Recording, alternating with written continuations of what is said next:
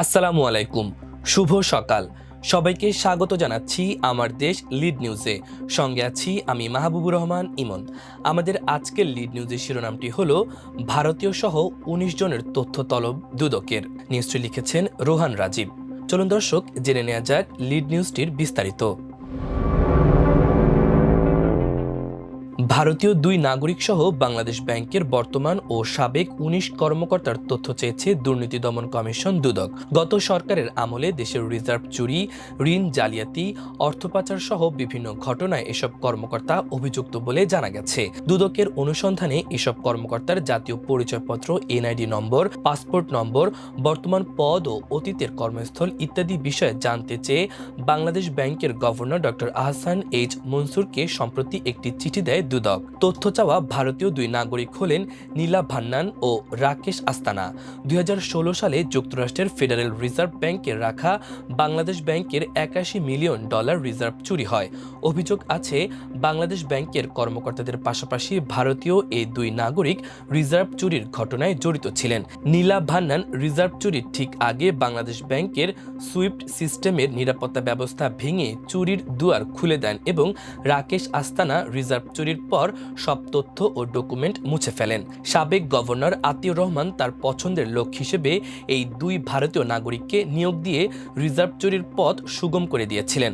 ভারতীয় এই ২ নাগরিককে যেহেতু বাংলাদেশ ব্যাংকের সার্ভারের অ্যাক্সেস দেওয়া হয়েছিল, তাদের সব ধরনের তথ্য সংরক্ষণ করার কথা, তাই তাদের তথ্য তলব করা হয়েছে।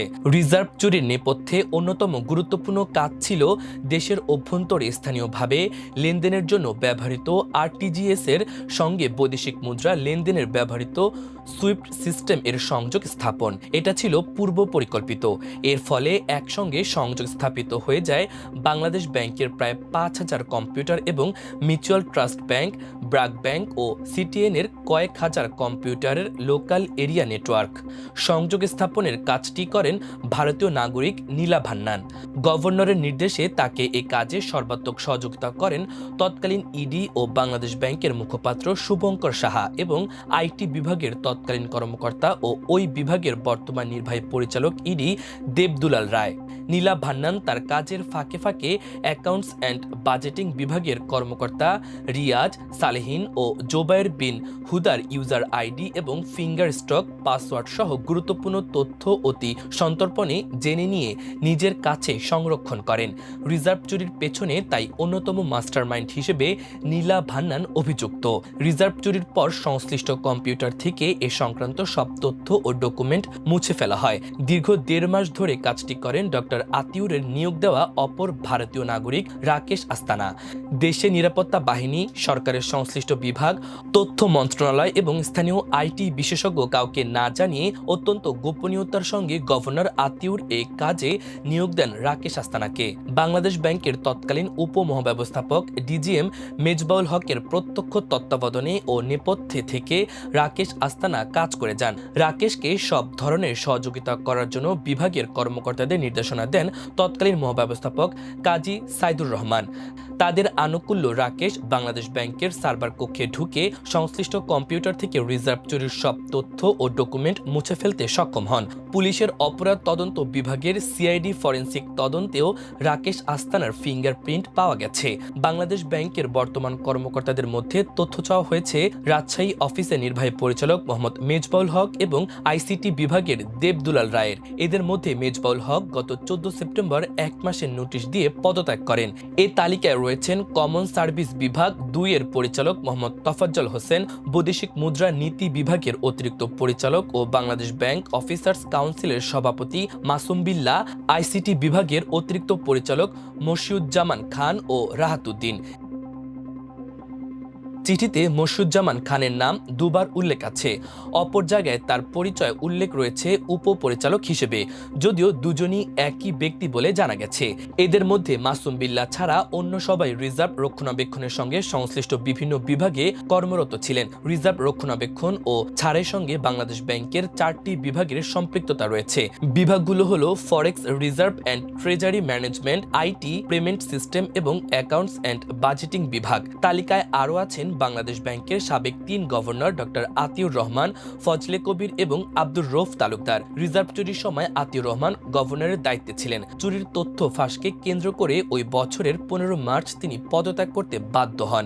এছাড়া সাবেক ৭ ডেপুটি গভর্নর এস.কে সুর চৌধুরী, আবু হেনা মোহা, রাজি হাসান, এস.এম মনিরুজ্জামান, কাজী সাইদুর রহমান, আবু ফরহা মোহাম্মদ নাসের, আহমেদ জামাল এবং ডেপুটি গভর্নর পদমর্যাদার Bangladesh financial intelligence unit BFIU সাবেক প্রধান মোহাম্মদ মাসুদ বিশ্বাসের তথ্য চাওয়া হয়েছে। একই সঙ্গে সাবেক নির্বাহী পরিচালক শুভঙ্কর সাহাও আছেন এই তালিকায়। রিজার্ভ চুরিতে দায়িত্বে অবহেলা, বিগত সরকারের সময় ব্যাংক খাতের বিভিন্ন নীতি শিথিলতার মাধ্যমে লুটের সুযোগ, অর্থ পাচার ঠেকাতে ব্যর্থতা সহ বিভিন্ন কারণে এদের নাম এসেছে।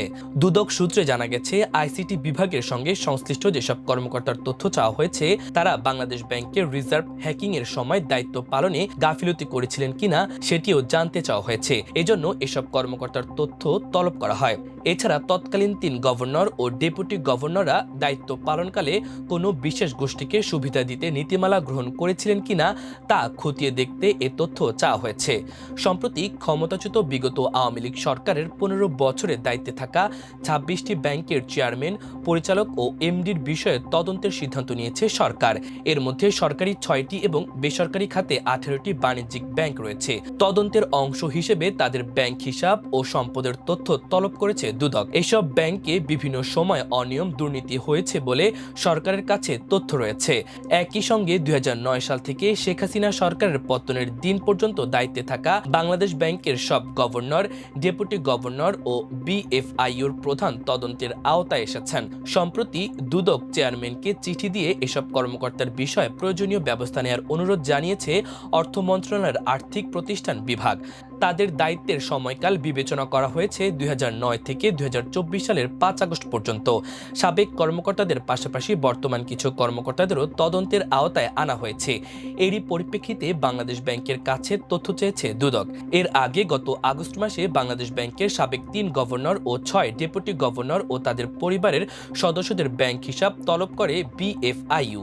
সব ব্যাংকে চিঠি দিয়ে তাদের হিসাবে অর্থ লেনদেন, হিসাব খোলার ফরম সহ জাতীয় তথ্য চাওয়া হয়। দুদকের অনুরোধেই ব্যাংকগুলোকে এই সংক্রান্ত চিঠি দিয়েছে BFIU।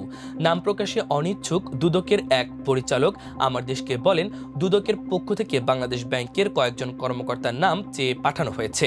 এখন পর্যন্ত এ বিষয়ে কেন্দ্রীয় ব্যাংক সাড়া দেয়নি। প্রিয় দর্শক, আমাদের লিড নিউজের আয়োজন এই পর্যন্তই। সবাই ভালো থাকুন, সুস্থ থাকুন, আমার দেশের সঙ্গেই থাকুন। আল্লাহ হাফেজ।